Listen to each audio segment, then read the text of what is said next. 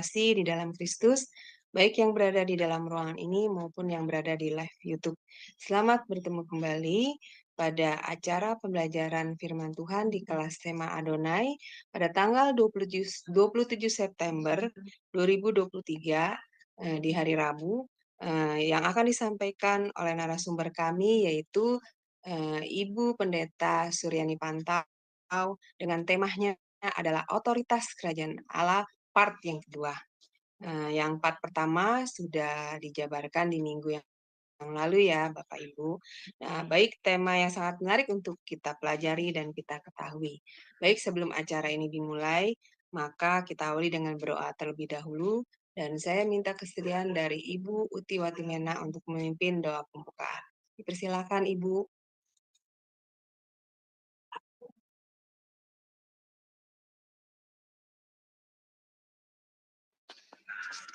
Ya, kita satu dalam doa.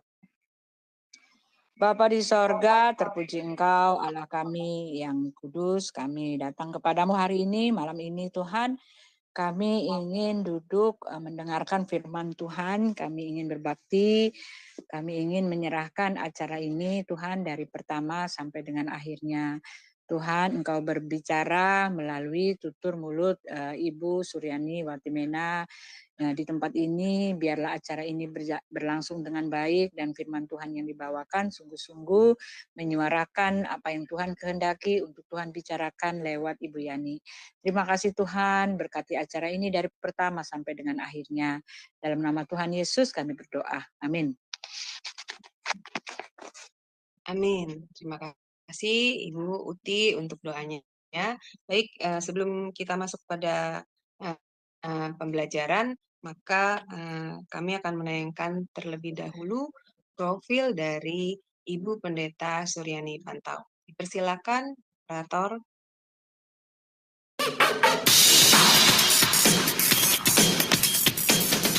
Shalom semua. Pada kesempatan kali ini, Sema Adonai dengan bangga memperkenalkan pengajar kita, Ibu Suryani Watimena. Dan berikut adalah profil singkat dari beliau.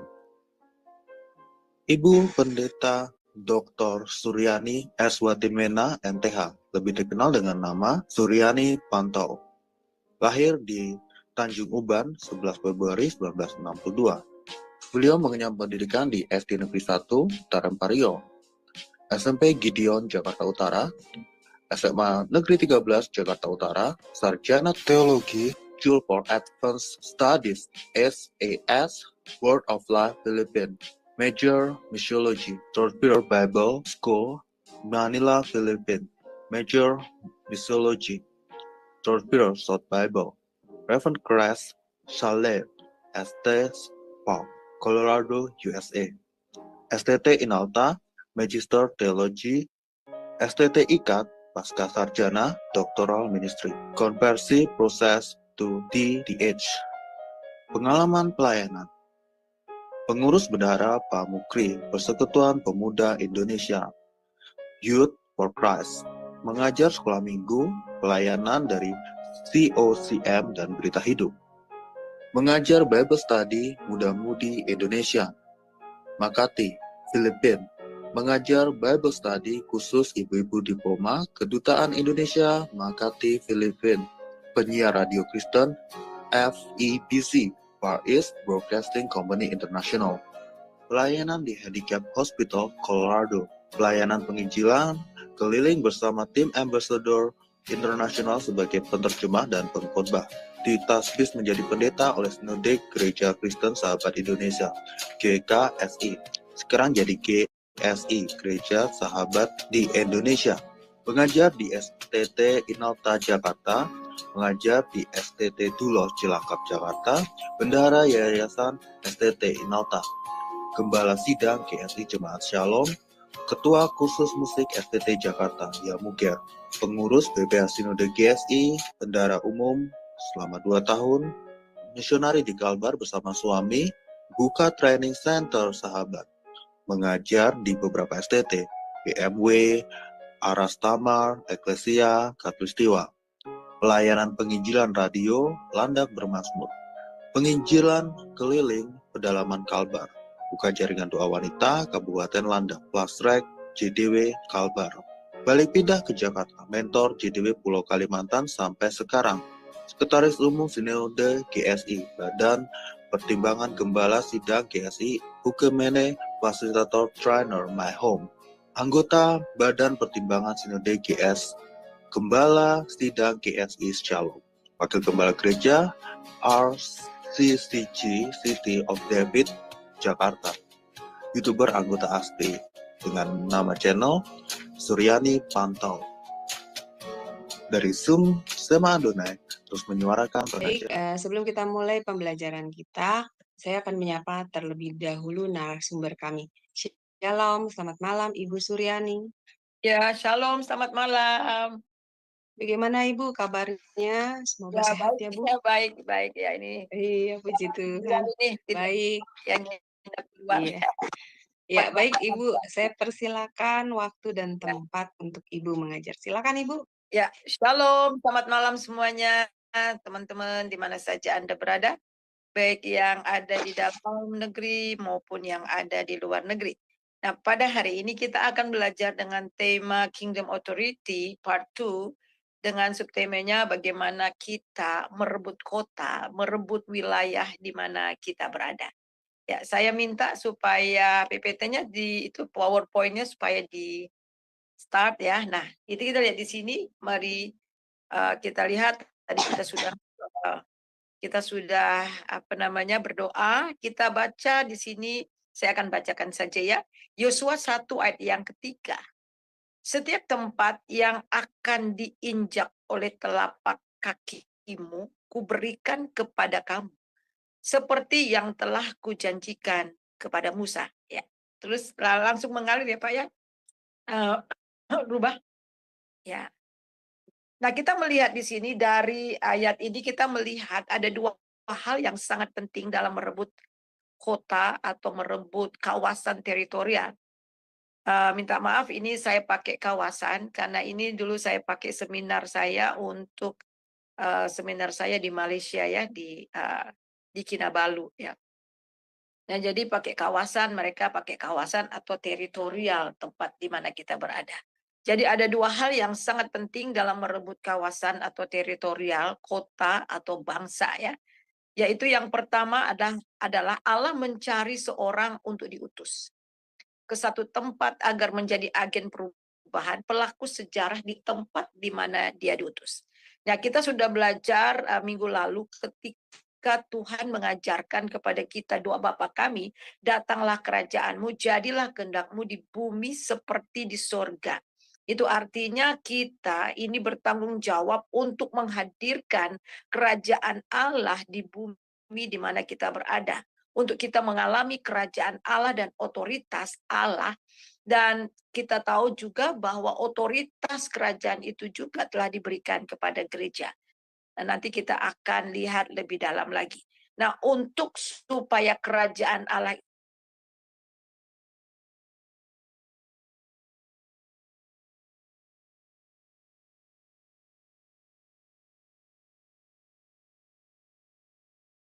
pelaku sejarah di tempat di mana dia diutus. Kita baca dalam Yeskil 22 ayat 30, aku mencari di tengah-tengah mereka seorang yang hendak mendirikan tembok atau mempertahankan negeri itu di hadapanku supaya jangan kumusnahkan, tetapi aku tidak menemuinya. Jadi saudara, kita melihat di sini dikatakan ada Tuhan mencari seseorang untuk berdiri standing in the gap, yaitu untuk mempertahankan negeri, berdoa buat negeri di mana mereka berada. Supaya apa? Supaya Tuhan tidak memusnahkan tempat itu. Jadi rupanya saudara sebagai umat Tuhan, sebagai anak-anak Tuhan, kita diberikan otoritas kepada Tuhan oleh Tuhan untuk kita juga berdiri bagi bangsa kita, berdiri bagi kota kita, untuk mempertahankan itu di hadapan Tuhan, supaya kota kita, negeri kita tidak dimusnahkan oleh Tuhan. Ya, lanjut. Nah, mari kita melihat di dalam sejarah ya. Kita lihat di dalam sejarah di dalam kisah sejarah ya, sejarah gereja yang kita baca ketika Tuhan ingin melahirkan suatu bangsa, Ia memanggil dan mengutus satu orang, yaitu Abraham. Ketika Ia ingin menyelamatkan bangsa Yahudi dan bangsa-bangsa lainnya dari bencana kelaparan, Dia mengutus Yusuf. Ketika Allah ingin membebaskan bangsa Israel dari perbudakan, Dia mengutus Musa. Begitu juga ketika Allah ingin membawa umatnya ke tanah perjanjian, Dia utus Yosua. Jadi Tuhan utus William Carey ya di zaman sekarang ini ke India, kemudian Robert Marison ya ke Tiongkok, William Milne ya, kita lihat di sini mengabarkan Injil di komunitas orang Tionghoa Cina di Jakarta dan lain-lain. Dan sekarang satu orang itu adalah Anda dan saya. Silakan. Ya. Jadi sampai sekarang Tuhan masih bertanya, siapa yang akan diutus dan siapa yang mau pergi untuk aku. Yesaya 6 ayat 8a. Jadi mari kita merespon bersama-sama. Ini aku, Tuhan utuslah aku. Yang kedua, membawa mandat untuk merebut dan memenangkan daerah di seluruh kawasan bagi Kristus. Jadi kita membawa mandat. Minggu lalu saya sudah membahas bagaimana Tuhan memberi mandat. Di dalam Kejadian pasal yang pertama ayat yang ke-28 kita melihat bagaimana Tuhan memberikan kuasa otoritas kerajaan itu kepada Adam dan Hawa untuk menaklukkan kota. Jadi kita dan juga kita telah diberi kunci kerajaan itu. Jadi sebagai orang-orang percaya kita membawa mandat untuk merebut, memenangkan daerah di seluruh kawasan bagi Kristus. Di dalam Yeremia 1 ayat yang pertama, ketahuilah pada hari ini aku mengangkat engkau atas bangsa-bangsa dan atas kerajaan-kerajaan untuk mencabut dan merobohkan, untuk membinasakan dan meruntuhkan, untuk membangun dan menanam. Perhatikan, di sini kita diutus ke bangsa-bangsa dan kerajaan-kerajaan. Nah, mandat atau amanat untuk menaklukkan dan berkuasa atas bumi telah diberikan Allah kepada manusia sejak semula. Ya. Jadi kita lihat berkuasa atau mamlakah yang artinya kingdom. Kita baca itu dari Kejadian 1 ayat 28. Allah memberkati mereka, lalu Allah berfirman kepada mereka, beranak cuculah dan bertambah banyak. Penuhilah bumi dan taklukkanlah itu, berkuasalah atas ikan-ikan di laut dan burung-burung di udara dan di atas segala binatang yang merayap di bumi, Ini adalah kita lihat di sini taklukkan dan berkuasalah. Artinya di sini ada beberapa. Be fruitful, beranak cucu. Be multiply, pelipat gandaan. Fill the earth, pengaruh global. Have dominion, berkuasalah. Berkuasalah dan taklukkanlah. Jadi ini adalah otoritas kerajaan. Jadi Tuhan mau mendirikan kerajaannya di atas manusia yang Dia ciptakannya. Jadi atau jemaatnya, eklesia, otoritas kekuasaannya pada gerejanya untuk menaklukkan dan memerintah bumi. Jadi gereja itu adalah saudara dan saya. Kita melihat Allah berkehendak mendirikan kerajaannya di bumi. Nah, pernahkah Anda menyadari betapa besarnya pengaruh kejahatan malaikat dan manusia bagi alam semesta? Dan berapa besar persoalan yang timbul hal itu bagi Allah. Jadi Allah ingin mendirikan otoritasnya, kerajaannya di atas makhluk ciptaannya sendiri.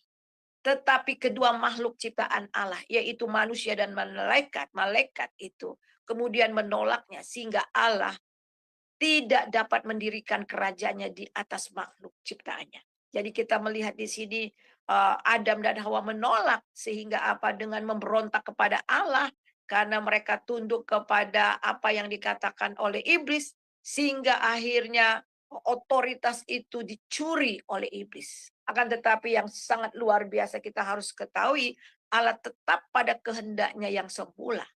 Allah tidak dapat menarik balik otoritas atau kekuasaannya. Dia dapat menarik penyertaannya, akan tetapi ia tidak dapat menarik kekuasaan dan otoritasnya. Karena di mana ada kekuasaan atau otoritas Allah, di situ Allah mendapat tempat yang utama. Karena itu Allah mendirikan kerajaannya di bumi. Allah membuat bangsa-bangsa menjadi kerajaannya melalui gereja. Jadi Allah terlebih dahulu mendirikan kerajaannya di atas diri Tuhan Yesus. Barulah kerajaan itu bisa didirikan dalam gereja. Dan setelah kerajaan didirikan dalam gereja, barulah kerajaan dunia menjadi kerajaan Allah. Jadi jelas di sini saudara bahwa Allah tidak pernah gagal di dalam rencananya untuk mendirikan kerajaannya. Kita kembali melihat apa yang kita sudah baca minggu lalu di dalam Matius pasal 16 ayat 18 dan 19 demikian bunyinya.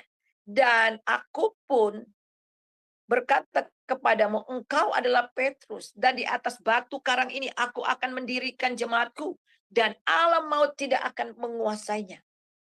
Kepadamu akan kuberikan kunci kerajaan sorga. Apa yang kau ikat di dunia akan terikat di sorga. Dan apa yang kau lepaskan di dunia ini akan terlepas di sorga. Kita perhatikan ayat yang ke-18. Bahwa Tuhan menubuatkan kepada Petrus bahwa Petrus akan mendirikan jemaatnya, akan mendirikan kerajaannya di atas batu karang yang sesungguhnya, yaitu Tuhan Yesus. Dan alam maut tidak menguasainya. Dan kemudian bagaimana kita mendirikannya? Tuhan memberikan kunci kerajaan. Supaya apa yang kita ikat di dunia ini akan terikat di surga. Dan apa yang kita lepaskan di dunia ini akan terlepas di surga. Ya, next. Nah, kita lihat juga saudara bahwa gereja diberi otoritas kerajaan. Jadi kunci kerajaan artinya gereja diberi kuasa untuk membuka dan menutup. Mengikat dan melepaskan. Ini artinya bahwa gereja menjadi jawaban bagi dunia. Kawasan di mana di kawasan yang Anda berada dan sebagai duta kerajaan yang diberi wewenang kerajaan. Ini luar biasa. Saudara itu adalah representatif dari God's kingdom. Jadi ketika dia mendirikan gerejanya, dia memberikan otoritas. Kunci adalah otoritas untuk melarang, mengizinkan. Dalam doa kita dapat melarang, mengikat hal-hal yang bertentangan dengan kehendak Tuhan. Kita dapat mengizinkan dan melepaskan kehendak Tuhan untuk memanifestasikannya di bumi. Sebab itu firman Tuhan yang mengajar dalam doa Bapa kami, datanglah kerajaanmu, jadilah kehendakmu di bumi seperti di surga. Ya. Kita lihat otoritas merebut kawasan atau membangun kembali. Kita baca di dalam Yeremia 1 ayat 9 dan 10 demikian bunyinya. Lalu Tuhan mengulurkan tangannya dan menjamah mulutku. Tuhan berfirman kepadaku, sesungguhnya aku menaruh perkataan-perkataanku di dalam mulutmu. Ketahuilah pada hari ini, aku mengangkat engkau atas bangsa-bangsa dan atas kerajaan-kerajaan. Perhatikan, aku mengangkat engkau atas bangsa-bangsa dan kerajaan-kerajaan. Untuk apa? Untuk mencabut dan merobohkan. Untuk membinasakan dan meruntuhkan. Apa yang dicabut? Apa yang dirontokkan? Apa yang dibinasakan? Apa yang dirontokkan? Diruntuhkan. Itu adalah kerajaan kegelapan. Kerajaan kegelapan yang memenuhi kota saudara. Kerajaan kegelapan yang memenuhi negeri di mana saudara berada. Itulah yang kita runtuhkan. Dan kemudian untuk menanam. Kembali Pak tadi Yeremia. Maaf, kembali dulu. Ya, untuk membinasakan dan meruntuhkan. Dan untuk membangun dan menanam. Luar biasa. Setelah semuanya dicabut, dirontokkan, dibinasakan, diruntuhkan oleh dengan kuasa kegelapan itu dirontokkan, semua sistemnya dirontokkan, dipatahkan, kemudian mulai membangun dan menanam. Lanjut. Jadi kita lihat di sini gereja diberi otoritas untuk memimpin di kawasan, di wilayah mereka. Daniel 7 ayat 27 dan 28. Maka berfirmanlah, berkuasalah, dan kebesaran dari kerajaan-kerajaan di bawah semesta alam akan diberikan kepada. Maka pemerintah dan kekuasaan, kebesaran, dan dari kerajaan-kerajaan di bawah semesta langit akan diberikan kepada orang-orang kudus, umat yang maha tinggi. Pemerintah, mereka adalah pemerintahan yang kekal dan segala kekuasaan akan mengabdi dan patuh kepada mereka. Jadi kita lihat di sini pemerintah kekuasaan diberikan kepada kita. Menurut ya kembali slide berikutnya. Ya, menurut Miles Munro mengatakan, Allah telah memberikan suatu mandat kepada mereka untuk memerintah sebagai raja, to rule as a king. Jadi kita ini anak-anak raja, saudara. Kita ini adalah representatif dari kerajaan sorga. Jadi Tuhan memberikan kepada kita otoritas to rule as a king. Bertanggung jawab untuk mendominate dan memerintah terrain land di kawasan atau teritorial di mana mereka berada. Dan memang ini adalah bahasa peperangan, bahasa di mana kita merebut kota. Tapi ingat, kita merebut kota, peperangan kita yang kita lawan itu bukan dengan pedang, bukan dengan penumpahan darah, akan tetapi betul-betul dengan kuasa Tuhan. Nah, oleh sebab itu saudara, kita melihat di sini dengan doa. Oleh sebab itu gereja adalah duta kerajaan Allah di bumi ini. Wahyu 5 ayat 10, dan engkau telah membuat mereka menjadi suatu kerajaan, menjadi imam-imam bagi Allah, dan mereka akan memerintah sebagai raja di bumi.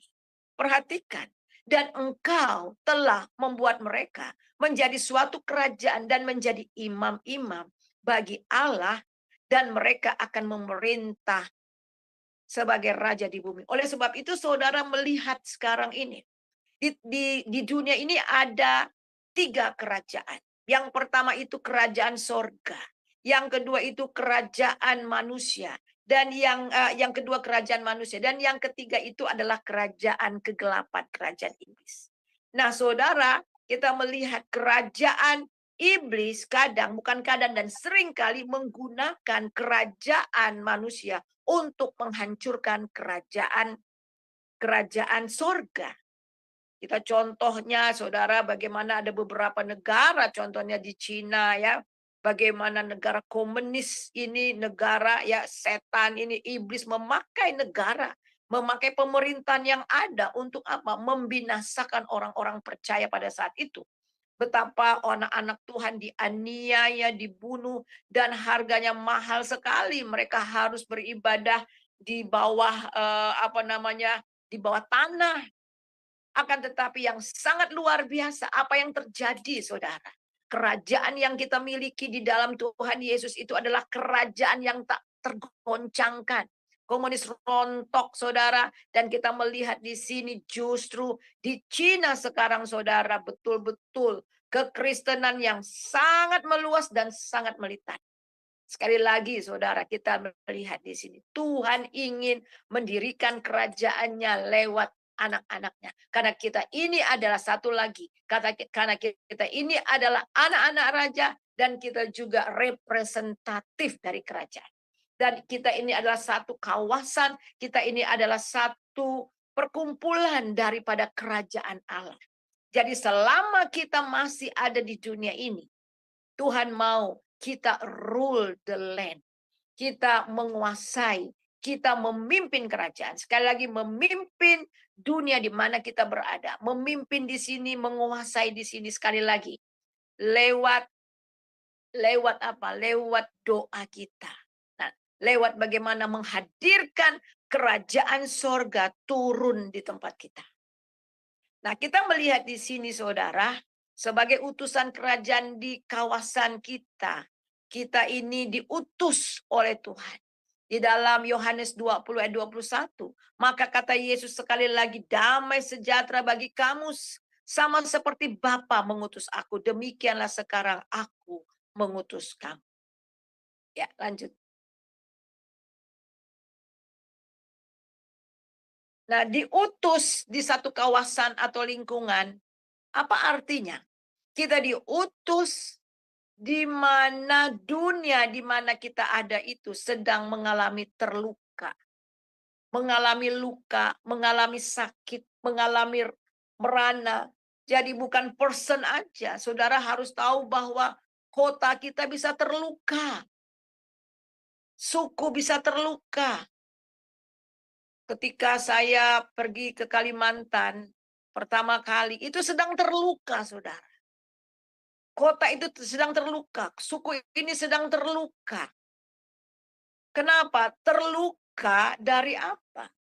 Terluka dari bekas perang antar suku. Sakit, mengalami sakit. Merana, gelap, putus asa. Tak tahu tujuan, tak berpengharapan. Terikat dan dibelenggu oleh kuasa jahat. Kejahatan lain-lain penuh, saudara. Jadi tempat-tempat di mana kita datang, di mana kuasa kegelapan, kerajaan kegelapan itu sedang melanda di tempat itu, sedang membelenggu, membuat orang-orang terluka di sana, membuat sakit, membuat merana, gelap, putus asa, nggak punya tujuan. Nah, Tuhan mengutus kita di tempat-tempat yang seperti itu. Dan itulah lingkungan saudara yang sekarang. Nah, Tuhan mengutus kita untuk menjalankan misi kerajaan. Yang pertama menyatakan betapa besar kasih Bapa akan dunia ini. Kabar keselamatan dan kelepasan. Dan bagaimana kita menjalankan misi kerajaan itu. Yaitu dengan penginjilan. Dengan penginjilan, dengan memberitakan kabar baik. Hari ini, mulai dari kemarin sampai hari Jumat, saudara, saya sekarang ada nginep di mesnya LPMI, ya, atau Campus Crusade. Saya menerjemahkan wawancara, ya, interview, ya, dari beberapa leader-leader di mana-mana. Wah, luar biasa. Bagaimana kegerakan mahasiswa, saudara. Mulai mahasiswa banyak yang bertobat, akhirnya mereka menjadi leader dan mereka menguasai kampus, anak-anak, mahasiswa, dan akhirnya sekarang bergerak dengan bermacam-macam, luar biasa. Dengan apa? Dengan memberitakan Injil.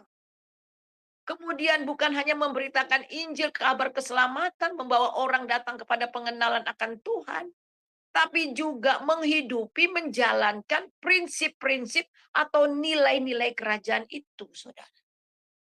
Bagaimana saudara bisa melihat Matius pasal 5. Matius pasal 5 ini mengenai bagaimana nilai-nilai atau prinsip-prinsip, nilai-nilai kerajaan Allah sebagai gaya hidup anak-anak Tuhan yang adalah perwakilan daripada kerajaan itu. Kemudian menghasilkan murid-murid kerajaan. Matius 28 ayat 18 sampai 20. Menghasilkan murid-murid kerajaan. Ya. Kita lihat lagi berikutnya. Jadi bagaimana sekarang keistimewaan sebagai duta kerajaan? Wah, luar biasa. Saudara harus tahu bahwa kita ini adalah duta kerajaan. Bagaimana keistimewaan kita sebagai duta kerajaan? Yang pertama, saudara harus tahu kita dipilih oleh raja di atas segala raja. Raja di atas segala raja telah memilih kita. Bukan kamu yang memilih aku, tapi aku yang memilih kamu supaya kamu pergi dan menghasilkan buah. Kita dipilih oleh karena kasih karunia. Kemudian kita mewakili kerajaan Bapa untuk membawa amanat agung kerajaan. Yang keempat, mendapat dukungan penuh dari kerajaan. Saudara, seorang duta, mereka itu mendapat dukungan penuh dari kerajaan, diberi wewenang penuh, memiliki kawasan teritorial untuk dikuasai dan untuk dipimpin, dan memberi pengaruh sorgawi. Lanjut. Jadi kita melihat ini kita yang sangat luar, yang satu lagi yang sangat luar biasa. Kalau kita diutus, kita juga diberi jaminan dari kerajaan itu. Saya ingat dulu pada waktu saya di Kalimantan. Saya sakit, saya pikir saya sakit emah. Kalau saya sakit ulu hati, saya sakit sampai nembus ke belakang. Keringatnya bus jagung. Saya pikir emah, saya makan promah, makan apa, kumat lagi. Terus teman saya bilang, itu bukan emah, Bu. Itu empedu ibu. Coba ibu cek USG. Dan ternyata memang betul. Pada waktu kami cek USG itu jauh sekali ya. Karena kami tinggal di satu desa dan untuk pergi ke rumah sakit misi ini 3 jam perjalanan. Jadi uang suami saya itu di kantong itu cuma 500.000 saudara. Dan bayar USG itu 2,5. Jadi tinggal 2,5. Ternyata ada batu di empedu saya. Dan kemudian dokter bilang ini harus segera dalam 1 minggu harus segera diangkat. Jadi batu itu harus segera diangkat. Kemudian ibu mau pilih mana? Apakah mau dioperasi secara manual atau laser? Itu saya bilang kalau manual itu bagaimana dokter? Iya itu akan dibelek ibu punya dari sampai ulu hati sampai ke bawah pusar katanya. Itu akan dibelah dan kemudian dijahit setelah itu. Oh begitu ya, saya bilang. Wah kalau gitu saya nggak mau perut saya jadi kayak resleting saya bercanda. Ibu ini sakit masih bisa bercanda katanya. Jadi yang kedua apa dokter? Yang lainnya apa? Ya di laser. Tapi di laser ini mahal. Waktu itu belum ada BPJS saudara, mahal. Oh ya, jadi ibu mau pilih yang mana? Lalu saya bilang sama suami saya, pilih yang mana? Terserah, sesuai dengan imannya. Saya bilang di laser aja Pak, di laser aja. Di laser oke, saya tanda tangan. Saya bilang gini sama Tuhan, Tuhan saya ini bekerja di kerajaan. Kalau kerajaan dunia ada pegawainya atau pejabatnya yang full melayani di kerajaan atau di pemerintah, pasti pemerintah kerajaannya bayar lunas. Jamin semua obat dan sebagainya. Tuhan saya full melayani di kerajaan. I don't care how much I have to pay. Saya nggak peduli berapa yang harus saya bayar. Tetapi saya punya raja, saya melayani raja di atas segala raja. Raja saya akan membayar semuanya. Saudara, kemudian saya tanda tangan. Saya tanda tangan, saya tanda tangan dan apa yang jadi saudara. Waktu saya tanda tangan, oke. Tapi ini agak mahal ya Bu. Iya nggak apa-apa. Saya bilang gitu. Saya bilang padahal uang cuma 250.000 saudara. Dan apa yang jadi karena ada antara rumah sekolah di tengah-tengah kami ada tamu-tamu dari luar negeri dan suami saya mengajar dan juga menerjemahkan dan saya juga mengajar tetapi karena saya sakit ya karena itu saya juga ikut menerjemahkan tetapi saat itu saya lebih banyak tidur ya karena banyak tidur dan ada wisuda juga. Ada wisuda juga di tempat itu.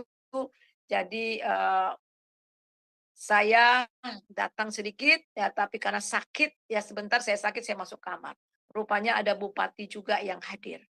Jadi ketika saya masuk kamar jadi diumumkan mari kita berdoa buat Ibu Pendeta hari Selasa depan akan dioperasi dan itu hari Jumat. Selasa depan akan dioperasi karena ada batu empedu ada batu empedu.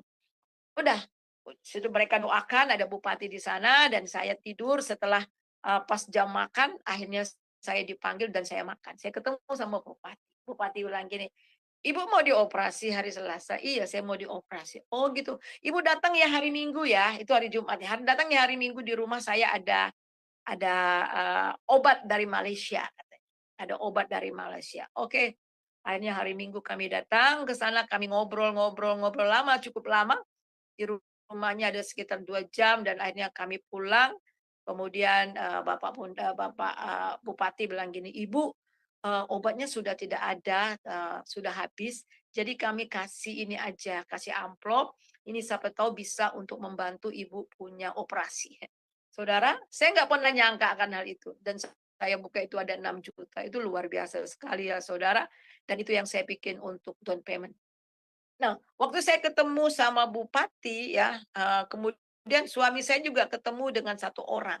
Karena suami saya itu pakai baju, istilah baju barong Filipin, Kemudian ada satu dokter bilang gitu, "Are you Filipino?" "No, I'm Indonesian." "Saya orang Indonesia." "Oh gitu, saya dulu pernah di Filipina." "Oh saya juga."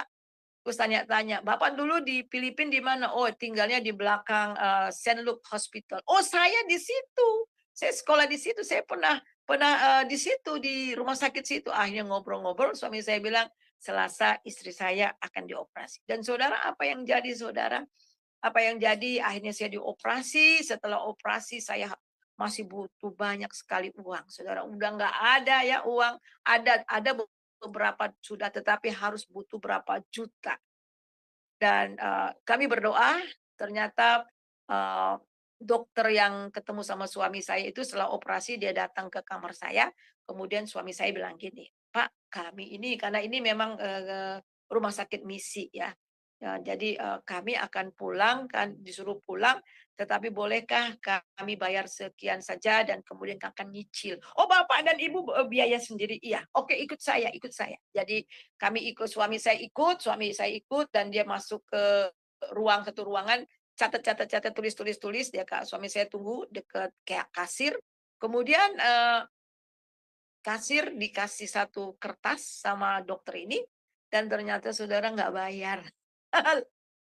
Nggak bayar, hanya bayar berapa ya, 300.000 atau berapa dari sekian juta ya, mungkin 4 apa 5 juta kalau nggak salah gitu ya. Dan saudara, apa yang jadi saudara, ya, dan suami saya kaget, "Loh, kok cuman segini?" Pas memang ada di kantong cuman segitu. Iya, itu kan direktur rumah sakit. Suami saya baru tahu bahwa itu direktur, saudara. Ini luar biasa sekali. Nah, apa? Saya diutus ke sana sebagai perwakilan kerajaan. Jadi dia jamin juga, dia jamin apa yang saya perlukan. Jadi kita lihat di sini, as a king you have to rule your world. Dan dunia saudara itu adalah kota atau kawasan di mana saudara tinggal dan bekerja sekarang ini. Saya diutus di sana, ya di tempat ya Kabupaten Landak yang dahulu, dan Tuhan utus sana dan saya harus rule the world, rule kota itu.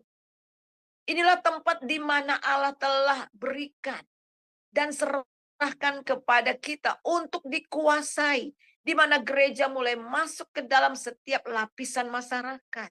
Baik dalam rumah tangga, gereja, marketplace, pemerintah, media, kebudayaan, olahraga, kesehatan, dan dunia pendidikan.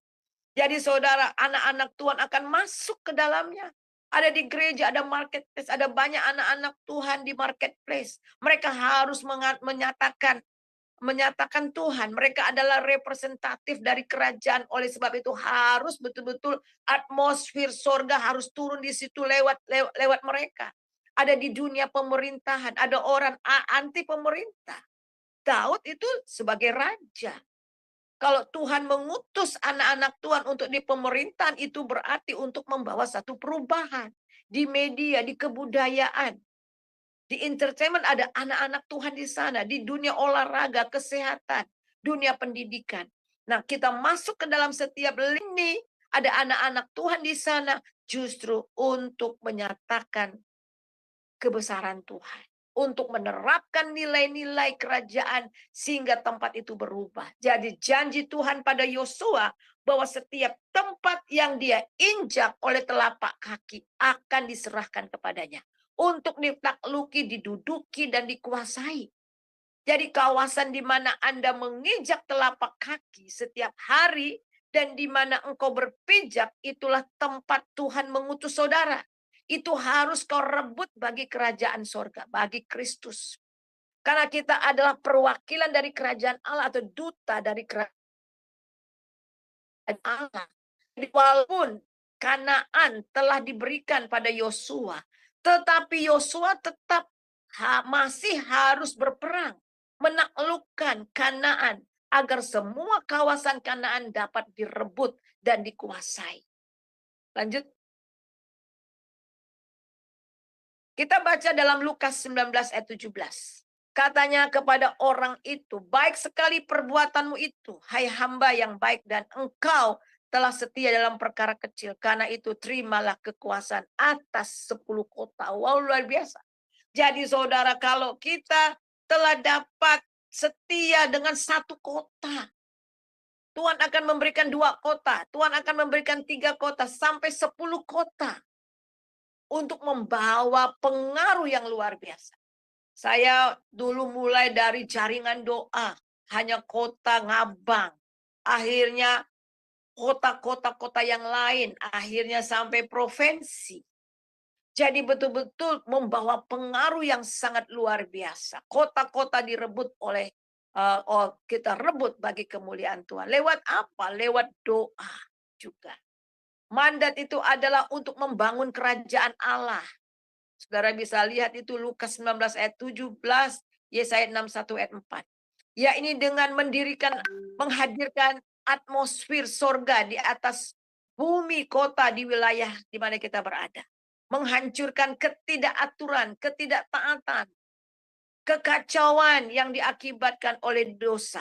Sehingga transformasi terjadi.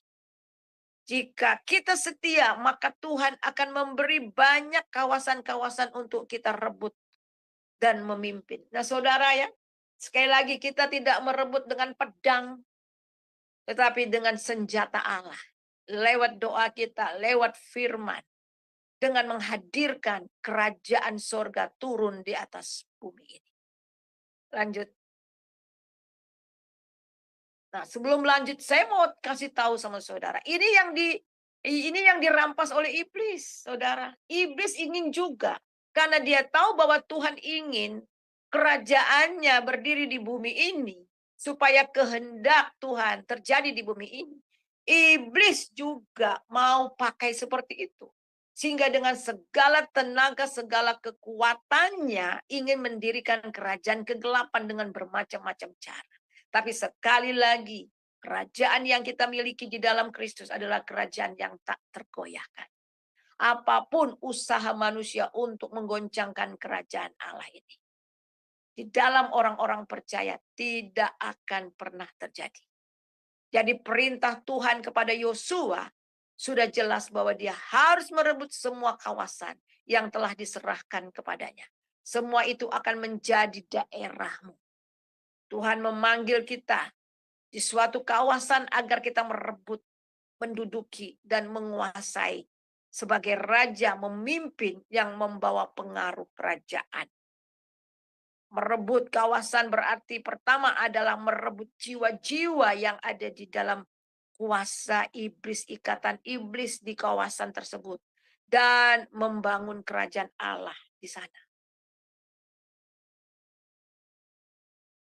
Jadi langkah-langkah untuk merebut kawasan. Dan ini masih satu kali lagi ya saudara, karena waktu ya. Jadi langkah-langkahnya bagaimana merebut kawasan bagi Kristus. Usahakan kesejahteraan kota di mana aku buang. Dan berdoalah untuk kota itu kepada Tuhan. Sebab kesejahteraannya adalah kesejahteraanmu. Yeremia 29 ayat 7. Usahakan mengambil tanggung jawab dalam mensejahterakan kota. Menjadi pelaku perubahan. Kemudian berdoa buat kota. Syafaat. Berdoa dalam doa peperangan rohani. Melawan penguasa udara di kawasan tersebut. Agar damai sejahtera Tuhan turun di atasnya. Ya. Ada 3 tahapan dalam doa peperangan di sini saudara. Yang pertama itu adalah doa peperangan melawan atau karnal. Dan yang kedua peperangan melawan para dukun-dukun di tempat roh-roh jahat. Doa peperangan tingkat strategis melawan penguasa teritorial kawasan. Dan yang pertama itu melawan daging. Saudara, saya mau kasih tahu. Kalau saudara belum menang atas daging, kita nggak bisa memenangkan kota kita. Manusia-manusia daging yang hanya melawan tiap hari bermasalah dengan daging. Ini adalah manusia orang-orang padang gurun. Kalau kita belum menang atas daging, kita nggak akan menang atas kota. Dan yang kedua itu adalah doa peperangan melawan para dukun, santet, segala macam kuasa-kuasa kegelapan yang menguasai kota itu. Sehingga kota itu menjadi gelap, kota itu dikuasai oleh kegelapan. Dan yang ketiga itu adalah doa peperangan tingkat strategis, yaitu melawan penguasa teritorial kawasan di tempat itu. Strategis, karena kita harus tahu bahwa the way of thinking and the way of life dari suatu kawasan, dari satu daerah, dari satu provinsi atau kabupaten itu sangat ditentukan oleh penguasa yang ada di udara. Jadi tingkat strategi ini lebih bukan hanya dukun-dukun saja, tetapi tingkat strategis di alam, di udara sana yang menguasai tempat itu, yang menguasai teritorial atau kekuasaan itu dirontokkan, sehingga orang-orang yang ada di dalamnya itu boleh diselamatkan. Ya, lanjut. Jadi mereka yang lulus keluar dari padang gurun, mereka adalah orang yang telah menang atas daging. Dan sekarang mereka masuk ke dalam dimensi yang baru, yaitu dimensi rohani. Demikianlah dalam tahapan kehidupan orang Kristen di padang gurun, berperang melawan Amalek ini adalah tahapan daging, karnal. Yang paling awal berperang melawan dosa. Pada tahapan jiwani, ia melawan kehidupan lahiriah atau duniawi. Nah, ini tahap yang pertama. Jadi gereja jangan terjebak, tetap tinggal pada peperangan yang bersifat dasar, yaitu masalah intern. Bukan berarti tidak boleh hanya berdoa untuk sekitar kebutuhan-kebutuhan kita hari-hari, kebutuhan daging, kebutuhan hari, kebutuhan ini, tidak. Tetapi bukan berarti tidak baik, tidak saudara. Itu salah juga kalau berpikir demikian. Akan tetapi kita tidak hanya berdoanya untuk kepentingan kita, hanya berdasarkan masalah intern pribadi kita, tetapi Tuhan juga mau supaya kita meningkat. Meningkat doa untuk orang lain, doa untuk bangsa yang lebih global yang Tuhan mau. Gereja sering terjebak berputar-putar dalam doa peperangan dasar saja. Dan hanya memikirkan masalah-masalah keperluan intern dan denominasi sendiri saja. Tanpa memikirkan bagaimana membangun kesatuan tubuh Kristus di kawasan. Gereja-gereja dalam satu kawasan harus masuk dalam dimensi yang baru. Dalam doa sehati dan dalam peperangan rohani tingkat strategis bersama. Ya, lanjut. Jadi Peter Wagner pernah mengatakan gereja adalah satu kawasan adalah barometer dari kawasan itu. Jika gereja suram, terkotak-kotak, maka kawasan pun akan suram dan terkotak-kotak. Presiden Putin pernah mengatakan gereja adalah jawaban dunia. Jika gereja tidak lakukan sesuatu, maka binasalah dunia. Ya. Jadi kawasan kita sering terlihat indah di permukaan, namun di bawah permukaan banyak kawasan yang sakit, terluka, merana, sakit, rusak oleh kekerasan, drug, korupsi, kemiskinan, perceraian, perjudian, prostitut, kriminalitas, dan lain-lain. Akankah kita melalaikan mandat untuk menjadi garam dan terang untuk mendatangkan kerajaan Allah di kawasan kita? Sekaranglah waktunya untuk masuk ke dalam dimensi yang baru untuk maju menjadi laskar-laskar Kristus. Tuhan akan membangkitkan army-arminya yang sangat luar biasa. Jadi saya rasa sampai di sini dulu Pak. Nanti untuk minggu depan kita lanjut ya. Kita lanjut dengan slide yang ini, ada 3 hal yang sedang berlangsung di saat Yang ini. saya ingin tanyakan mengenai penjabaran materi yang tadi, bahwa di situ kan selalu dikatakan gereja ya Ibu. Yang sebenarnya yang lebih ininya kalau maksudnya dalam pengertiannya bukan gereja dalam rupa gedung ya Ibu, maksudnya di situ, tetapi kita ini perorangan pun itu sebenarnya dimaksud juga dengan gereja. Apa begitu Bu ya pengertiannya? Iya, Ya, silakan ada Ibu. lagu ya, ada lagu. Gereja bukan gedungnya, gereja bukan menara. Ya itu, jadi Gereja itu adalah tubuh kita. Tidak tahukah kamu bahwa kamu itu adalah bait Mm-mm. Allah, di mana roh Allah tinggal di dalamnya. Dia yang sangat luar biasa itu. Di ayat yang Mm-mm. ke-16 dari 1 Korintus pasal 3 ya. Ayat 16, barang Mm-mm. siapa yang membinasakan tubuh, bait atau bait Allah, dia akan dibinasakan oleh. Coba untuk lebih jelas coba baca itu 1 Korintus 3 ayat yang tolong baca Bu. Iya, Eh, sebentar Ibu. 1 Korintus 3 ayat 15-16. 1 Korintus 3 ayat 15-16 ya Bu ya. Nah, Ya, 1 Korintus 3 ayat 15. Ya. Ada suatu permintaan lagi so, kepadamu 1 Korintus 3. iya, Ya. 1 Korintus 3 ayat 15 dan 16. Demikianlah firman Tuhan. Jika pekerjaannya terbakar, ia akan menderita kerugian. Tetapi ia sendiri akan diselamatkan. bukan itu, eh, bukan itu ya. Saya bilang coba 2 Korintus 3 kali. Oke, sebentar Ibu. 2 Korintus 3. 2 Korintus 3 ya, Bu. Ya, 15-16. 2 Korintus 3 ayat 15 dan 16. Demikian firman Tuhan. Bahkan sampai pada hari ini, Untuk yang tadi Bu, yang tadi Ibu mungkin salah ini ayat 16 dan 17. Sorry. ayat Yang 16 ya, dan ya 17 17. bukan 2 15 16. Korintus Ya, 2 Korintus 3 ayat dan 16 dan 17 17. ya, Bu ya. Ya. Tetapi apabila hati seorang berbalik kepada Tuhan, Oh, maka selubung itu diambil daripadanya. Sebab Tuhan 1 adalah Korintus. roh. 1 Korintus, 1 Korintus. Oh, 1 1 Korintus. Korintus 3 ayat 16-17. Ya, baik Ibu, sebentar. Ya, maaf ya. Iya, nggak apa-apa. Ayat 16-17. Oke. 1 Korintus 3 ayat 16-17. Tidak tahukah kamu bahwa kamu adalah bait Allah dan bahwa roh Allah diam di dalam kamu? Jika ada orang yang membinasakan bait Allah, maka Allah akan membinasakan dia.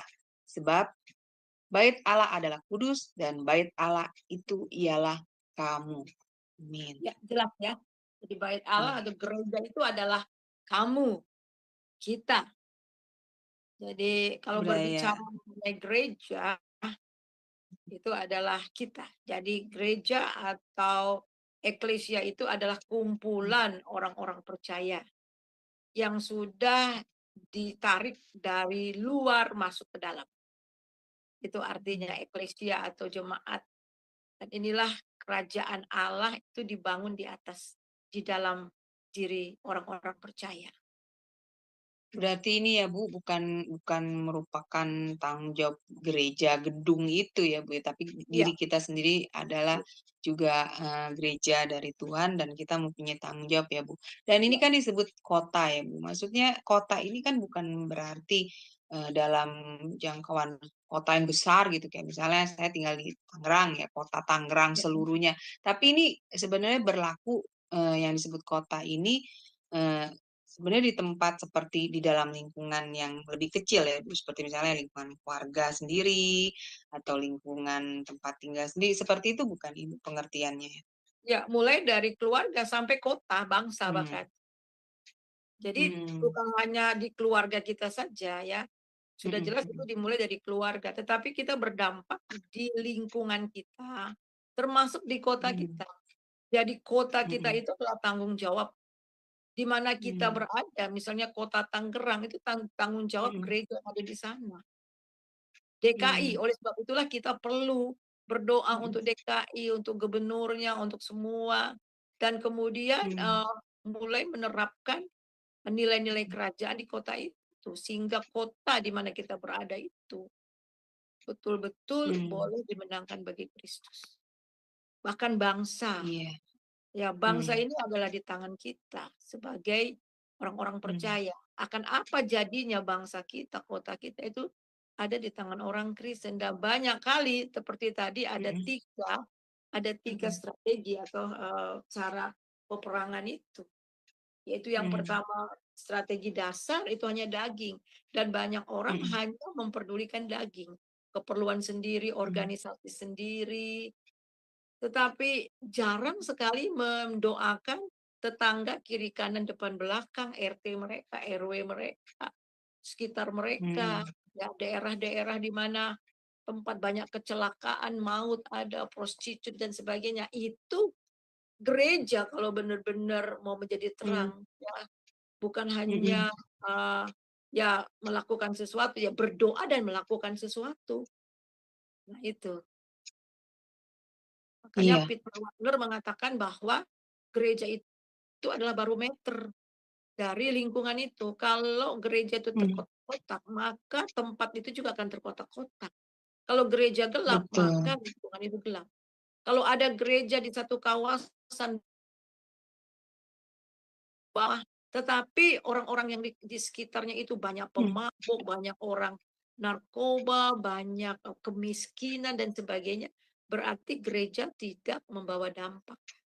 Justru kehadiran Mm. gereja boleh menjadi berkat orang-orang yang miskin di sekitarnya.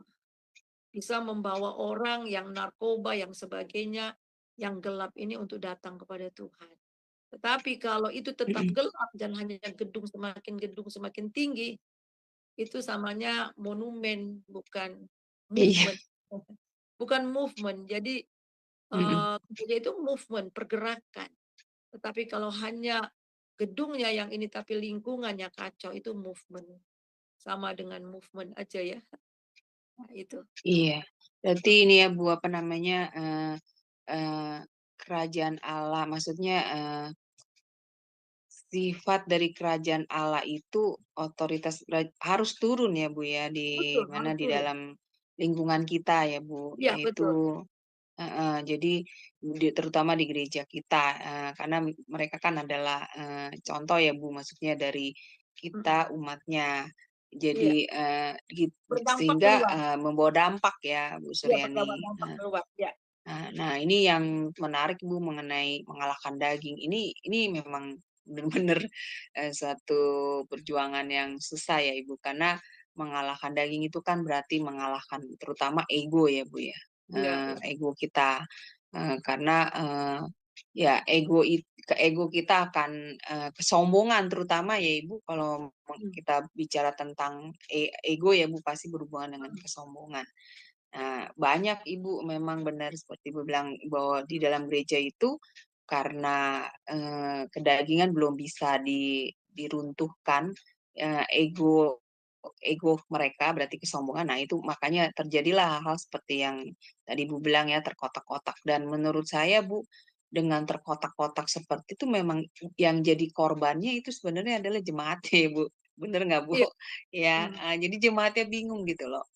Harusnya kan mereka ini mendapatkan apa ya namanya, keadaan seperti kerajaan surga itu loh Bu ya, damai gitu, hidup dalam persaudaraan seperti itu. Tapi nyatanya yang didapat ya perselisihan seperti itu ya Bu, pasti kan. Terus perpecahan, udah pasti seperti itu ya Bu Suryani, perpecahan, perselisihan. Jadi akhirnya ya memang tidak berdampak ya Ibu. Kerajaan yang diinginkan oleh Tuhan itu di dalam dunia ini tidak tercapai. Benar ya seperti itu ya Bu Suryani ya, Ya memang dampaknya. salah satu Mm-mm. strategi iblis itu untuk menghancurkan kota, membuat tidak ada Mm-mm. persatuan antara orang Kristen. Makanya oleh sebab Mm-mm. itu sekarang ini saya lihat di dunia Mm-mm. digital Mm-mm. ini ya, di dunia medsos lagi, Mm-mm. suara media ini, Media sosial. ya Mm-mm. ini antar antar ini antar Dominasi ya. namanya oneness lah, ada yang nama Mm-mm. saling mengatakan bahwa Mm-mm. sesat ini sesat ini sesat. Aduh, ini hamba-hamba Tuhan. Saudara, cuma Mm-mm. satu keselamatan. Saya sih ada orang Mm-mm. yang bilang, "Ibu, ini sesat, ini sesat, ini sesat." Kita kok bisa sesat-sesatkan orang? Selama itu hanya di dalam nama Tuhan Yesus Kristus. Dalam nama Bapa, Anak, dan Roh Kudus, dalam nama Yesus. Mm-mm. Ya toh? Mm-mm. Jadi Betul, Bu. selama ini zaman-zaman dulu nggak ada kayak gitu ya. Memang ada, tapi kenapa kita harus menyesatkan selama saudara percaya Tuhan Yesus sebagai Tuhan dan Juru Selamat. That's it. Hmm. Hmm. Betul nggak? Iya, sesimpel itu sebenarnya Ibu ya. Simpel Iya, itu betul. sebenarnya. Jadi Mm-mm. remaja juga sekarang pada bingung, itu gimana sih Bu? Bingung kayak. Iya, betul, Bu. Betul, Ibu. Bingung Yang makanya kita harus terangin pelan-pelan. hmm, Ya kan?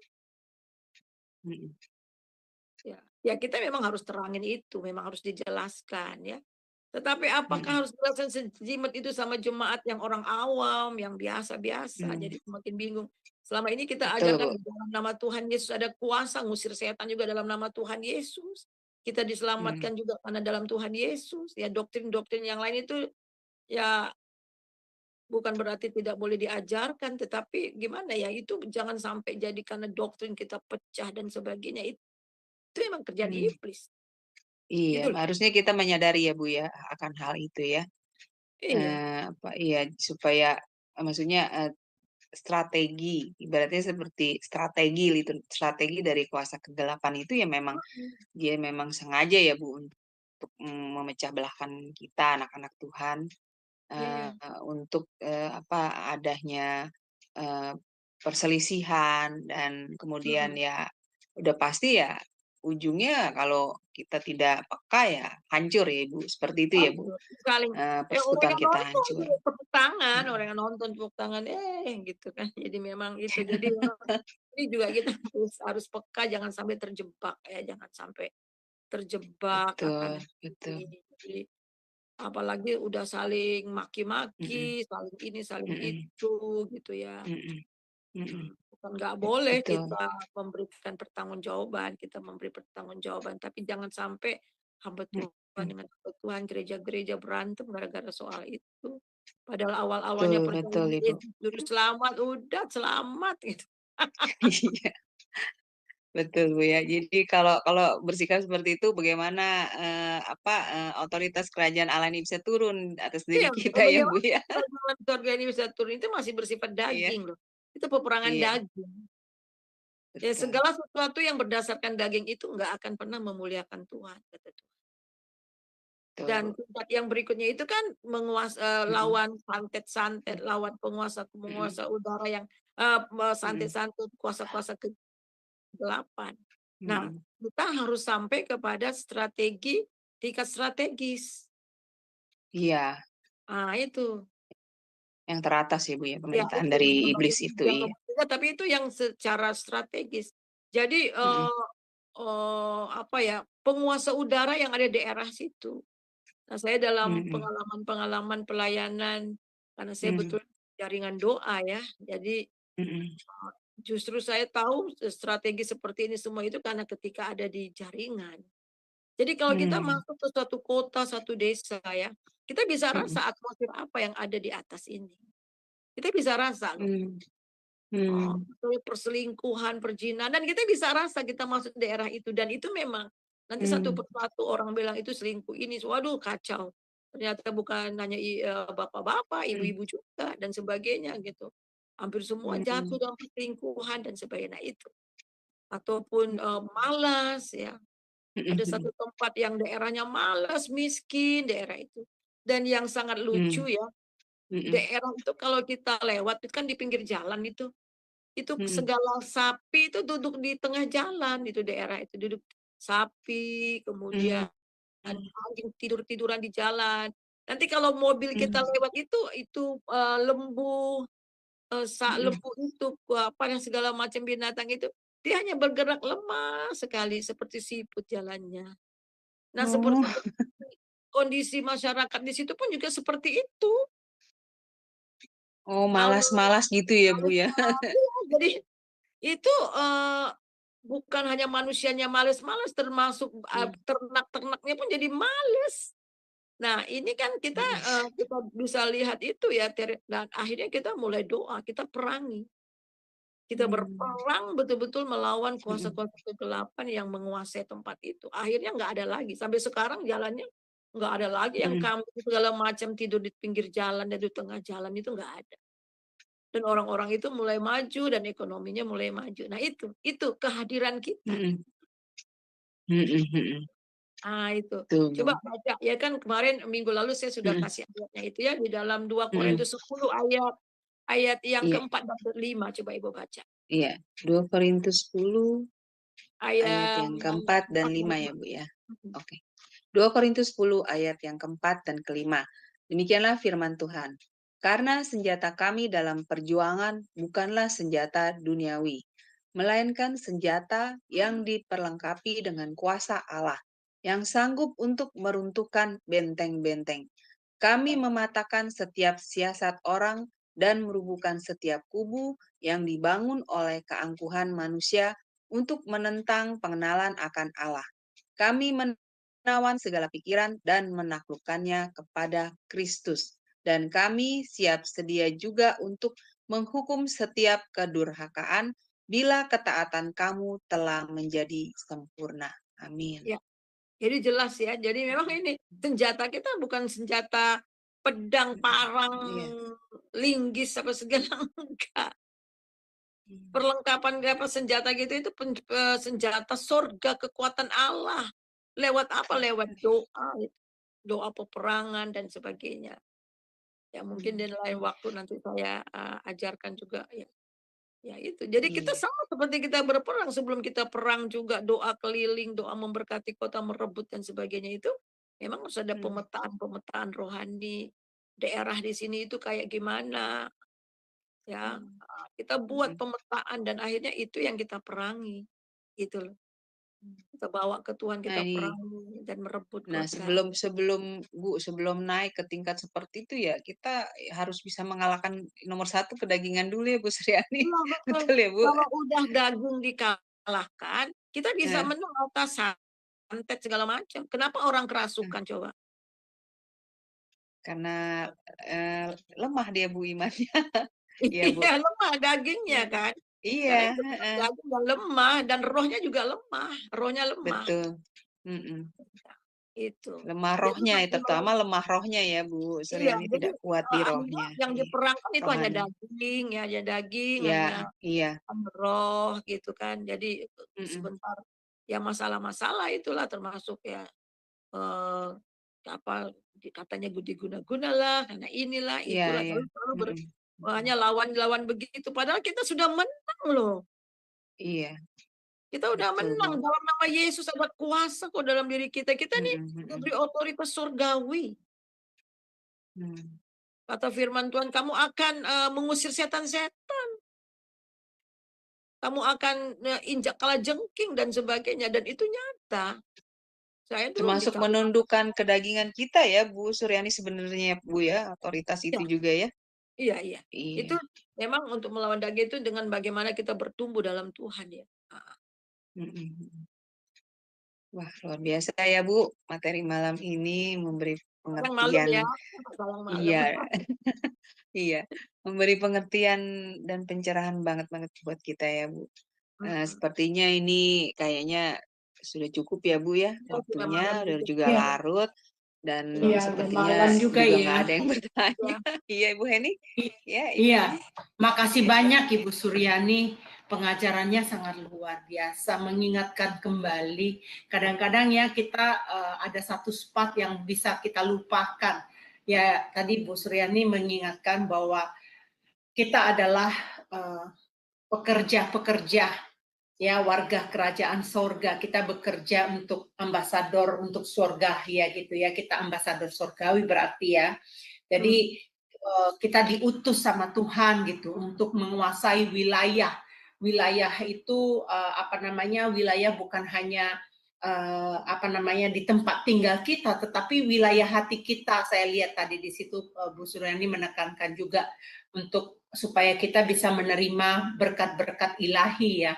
Kayak tadi kesaksian Ibu Suryani itu saya sangat Bu ya, saya lihat kesetiaan anak-anak Tuhan itu dalam melayani Tuhan, pasti Tuhan tidak akan membiarkan kita. Tuhan akan pasti menyertai kita gitu loh. Tapi kan harus ada juga ya, seperti saya kan sudah kenal Ibu Suryani udah cukup lama ya, dan saya tahu kapasitas, kualitas pelayanan Ibu gitu kan. Jadi apa yang Ibu lakukan itu saya lihat yaitu janji Tuhan itu ya dan amin. Tadi seperti Ibu katakan, ya Tuhan saya bekerja, mestinya kan bos yang bayar ya itu bos kita yang bayar yang di atas, Tuhan Betul. Jadi tadi ayat yang Ibu ambil itu setiap tempat yang aku injak itu ya, jadi setiap wilayah, setiap daerah yang aku injak itu akan menjadi perjanjian Tuhan buat kita gitu. Itu baik dalam pelayanan. Tadi Ibu kan singgung mengenai pelayanan kalau nggak salah ya. Ini aku Tuhan, aku kalau nggak salah tadi Ibu ngomong kayak gitu ya. Kalau nggak salah di berapa ya Ibu ambil tadi di kitab Yesaya kalau nggak salah ya. Yesaya. Nah banyak sekali anak-anak Tuhan ya Bu ya, saya lihat mereka mau berkatnya Bu, mereka mau diberkati. Mereka mau menerima upah ceritanya, tetapi di dalam menjalani tugas itu mereka itu nggak punya tanggung jawab, mereka cuman asal iya aja, cuman ini banyak saya lihat Bu di dalam komunitas-komunitas itu sering sekali saya menemukan. Nah itu dalam hal regret ya Pak Bu, apa dalam mendapatkan nanti upah itu kan nggak bisa kita nanti kalau ketemu dia, Tuhan saya sudah melakukan ini, Tuhan sudah melakukan ini, tapi Tuhan bilang kamu bayar nggak, kamu melakukan nggak, kamu ulet nggak gitu, komitmen nggak, setia nggak gitu. Nah itu jawabnya bagaimana nanti di sana ya Bu ya, nggak melakukan itu. Nah itu yang tadi saya sangat diberkati dengan pengajaran Ibu ingetin saya lagi gitu loh. Jadi di dalam keletihan, di dalam kejenuhan, ada ya Bu ya, Ibu pernah nggak ngalamin di dalam pelayanan ada kejenuhan Bu Suryani? Iya, pernah itu dialami semua orang, dan itulah ya betapa kita itu perlu betul-betul membangun hubungan yang terus-menerus dengan Tuhan. Jadi normal ya Bu ya, karena saya juga ngalamin itu Bu. Kok jenuh amat sih gitu? Iya, itu selama kita harus kalau udah begitu tuh mungkin ada something wrong dengan kita ya. Something wrong itu kita mungkin udah berfokus pada diri. Nah itu ketika kita berfokus kepada diri, sudah pada diri, khawatir apa, nah itu akhirnya mengalami kejenuhan. Bagaimana kalau overwhelming Bu? Overwhelming maksudnya? Ya, terlalu press, ya terlalu press. Jadi rasanya gimana gitu, overwhelming, terlalu banyak gitu loh. Ya makanya kita itu melayani Tuhan atau melayani pekerjaan Tuhan sebenarnya, pertanyaannya itu. Nah, banyak orang melayani pekerjaan Tuhan bukan melayani rajanya. Tuhan nggak mau kok kita melakukan sampai mati-matian sampai lupa segalanya, enggak kok. Dia mau melakukan kita diminta untuk melakukan apa yang dia katakan, apa yang dia memang udah berikan untuk kita kerjakan gitu. Nggak harus lakukan semua, enggak. Oh saya melayani Tuhan, tunggu Tuhan semua saya kerjakan, enggak juga, enggak begitu juga kali. Ya. Nah, Bu, saya mau nanya Bu, menurut saya, apakah benar ya, semua anak-anak Tuhan itu dikasih otoritas kerajaan Allah Bu, benar nggak? Karena ada yang bilang ke saya, Hen, enggak, saya kan cuman biasa-biasa aja, jadi jemaat biasa aja, enggak cuman pendeta, ketua komsel, itu doang, ketua apa, itu yang dikasih otoritas katanya. Saya bilang enggak, semuanya dikasih otoritas gitu loh Bu. Nah ini banyak yang punya pemikiran bahwa otoritas kerajaan Allah itu hanya dikasih kepada pemimpin-pemimpin Bu. Jadi jemaat-jemaat itu tidak dikasih katanya gitu Bu. Enggak, tapi memang ya itu semua kita dikasih, dan ketika kita menerima dia, kita diberi kuasa untuk menjadi anak-anak Allah, dan kita menerima Roh Kudus yang sama. Roh Kudus itu telah diberikan, Roh Kudus itulah kuasa yang tinggal dalam diri kita.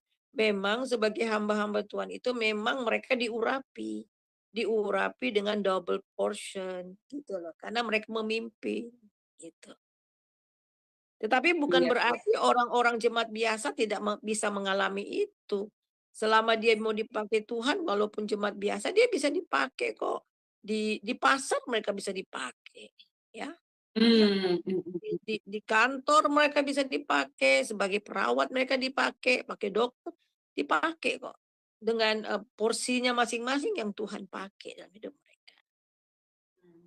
Dan memang kalau untuk hamba-hamba Tuhan itu yang untuk melakukan memimpin itu kan memang memang dia itu kan diurapi khusus untuk menjadi hmm, memimpin kan. Nah, makanya kayak Elisa mau ambil jubahnya supaya double portion gitu kan, supaya double. mhm, Nah, gitu. Supaya rohnya juga. Jadi memang itu memang urapan karunia khusus untuk pemimpin karena memang dia memimpin. Jadi tetapi bukan berarti jemaatnya nggak bisa dipakai Tuhan, siapa aja bisa dipakai oleh Tuhan. Tetapi hmm, otoritas, sekali lagi, otoritas yang Tuhan berikan itu untuk semua. hmm, Saya ingat tuh, anak-anak, SMA yang tinggal sama saya, waktu itu kami mhm, tinggal di Kalimantan, ada anak-anak SMA, anak-anak SMP tuh tinggal sama kami ada 5 apa 6 orang. Lalu mhm, ada tetangga yang kerasukan udah seminggu tuh kerasukan, nggak ini, nggak apa, nggak nggak keluar-keluar itu, udah dipanggil dukun, panggil segala macam. Nah, saya hmm, menerima, tapi mereka bersaksi. Mereka ini anak-anak bersahaja yang tinggal sama kami. Kemudian hmm, mereka digerakkan untuk berdoa. Jadi mereka yang berlima itu cuma mereka bergandengan tangan, mereka nyanyi-nyanyi. Tiba-tiba mereka nyanyi puji Tuhan, nyanyi puji Tuhan, nyanyi puji Tuhan.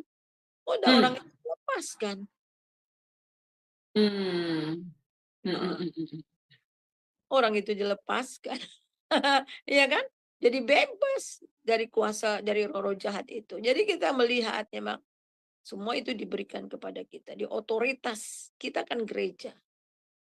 Jadi nggak Ibu harus pernah Ibu pernah ketemu orang nggak yang kalau orang bilang tolong didoakan dong apa rumah saya berasa kayaknya ada roh-roh yang lain di sini gitu. Nah saya bilang sama dia kamu berdoa kamu punya kuasa. Ah, enggak itu cuma pendeta katanya jadi otoritas itu hanya pendeta hanya pendoa syafaat saya bilang jadi duh. Menurut saya sih semua kita diberikan kuasa untuk menengking kuasa-kuasa kegelapan itu. Dikasih otoritas buat kita, saya bilang begitu. Nah banyak anak-anak Tuhan itu saya lihat Bu, eh, gimana ya, saya setelah ngobrol-ngobrol baru saya tahu, setelah mereka curhat baru saya kenal, oh mereka punya masalah ini, punya masalah itu, mereka ngobrol. Jadi saya bilang, wah berarti dia nggak tahu bahwa dia tuh punya otoritas untuk menginjak kepala ular, untuk menginjak kuasa-kuasa si jahat itu. Nah banyak itu Bu, saya lihat. Nah tapi di dalam balik begitu juga saya mengalami hal begini Bu, di saat kita mengalami terlalu banyak overwhelming tadi yang terlalu penuh penat di kepala yang harus kita kerjakan, jadi penuh banget gitu. Jadi itu memang kadang-kadang kita bisa saya sendiri itu waktu kemarin dulu Bu, pernah saya melakukan kebodohan itu 2 minggu, 3 sebulan yang lalu gitu. Dan akhirnya di Amerika ini saya akhirnya harus berurusan dengan dokter ini gitu. Nah itu uh, uh, aku nggak tahu tuh Bu. Menurut Ibu otoritas saya kemana pada saat itu Bu? Waktu saya dalam down banget itu. Saya tahu bahwa ada otoritas, tetapi waktu saat itu saya melakukan hal yang bodoh. Nah, itu bagaimana menurut Ibu? Apa kira-kira yang harus saya perbaiki? ya sebenarnya otoritas yang kita terima itu eh, bagaimana ketergantungan kita kepada Tuhan. Ya, jelas. Otoritas itu kan diberikan kepada kita, tapi jangan salah, otoritas itu bisa dicabut juga dari kita. Bisa itu nggak menjadi efektif dalam hidup kita ketika kita melakukan satu kesalahan gitu kan. Nah, Mhm. kesalahan atau satu hal yang nggak berkenan kepada Tuhan itu ya nggak apa ya, ya nggak bekerja dengan leluasa. Iya, benar-benar Bu. Nanti Bu, saya bisa telepon Ibu pribadi ya Bu ya. Saya Iya. pingin Bahwa ngobrol memang sama Ibu. Ya. kadang-kadang kan kita kan ada dosa-dosa, umpamanya kita sakit hati aja, kita benci aja atau apa aja. Itu bisa ini. Jadi akhirnya yang main daging bukan lagi roh. Kita bisa melayani tapi yang main daging bukan roh. Urapannya beda. Bisa jadi juga iya. Ya, baik. Saya kembalikan kembali kepada ini supaya Ibu bisa istirahat. Ibu habis pelayanan tadi, ya. Ya, saya Silakan Ya. moderator. Iya, sedang di baik Ibu LPMI, Heni. sedang nginap di mes LPMI. Oh, Ibu enggak di rumah, Ibu nginep di sana, Mas. Nginap karena saya menerjemahkan dari pagi sampai malam. Iya, tapi Luar Ibu masih biasa. istirahat karena besok pasti tugas Iya. lagi kan, Bu? Iya, betul. Iya. Jadi saya Iya. sampai hari Jumat saya, Jumat malam. Iya. Oke. Iya. Silakan Baik. Bu Ali. Baik, Ya. kita tutup berarti ya kelas ini supaya Ibu Suryani bisa istirahat.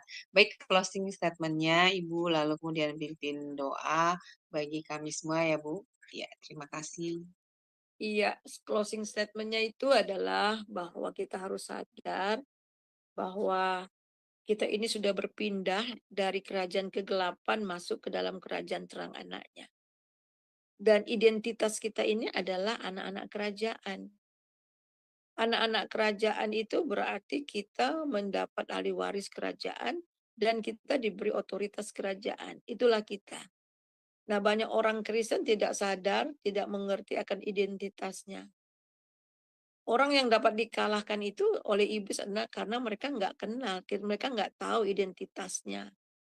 Siapa mereka di dalam Tuhan. Kalau kita tahu bahwa identitas kita ini adalah anak kerajaan dan juga kita ini adalah orang-orang yang diutus Tuhan untuk membangun kerajaannya dengan otoritas yang sudah Tuhan berikan kepada kita, maka cara pikir kita, cara tindak kita juga, tujuan hidup kita beda.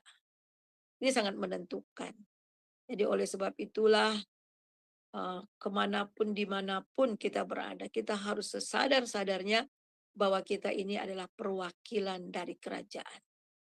Yang membawa atmosfer kerajaan, kehendak kerajaan itu berlaku di tengah-tengah kita dan di bumi di mana kita berada. Jadi itu saja. Jadi minggu depan saya akan lanjutkan lagi ya untuk pelajaran kita untuk topik ini. Ya, Tuhan Yesus berkati. Kita berdoa. Saudara yang kekasih di dalam Tuhan Yesus, mari kita angkat hati kita terima berkat daripada Tuhan. Damai sejahtera sukacita yang melimpah dari Bapa di dalam Tuhan Yesus Kristus, persekutuan yang manis di dalam Roh Kudus senantiasa menyertai saudara mulai hari ini sampai Maranatha. Haleluya. Amin. Amin, amin. Terima kasih Bu Suryani untuk pelayanannya. Luar biasa. Tuhan berkati pelayanan Ibu lebih dan lebih lagi ya Bu, menjadi berkat bagi banyak orang. Baik Bapak Ibu yang terkasih dalam Kristus, kelas ini di minggu depan akan tetap ada di hari yang sama, di hari Rabu, pukul 21:10 waktu Indonesia Barat. Baik, terima kasih Bapak Ibu karena sudah bersama dengan kami sampai waktu sekarang ini. Selamat beristirahat, Tuhan berkati. Shalom, shalom, shalom. Shalom, shalom.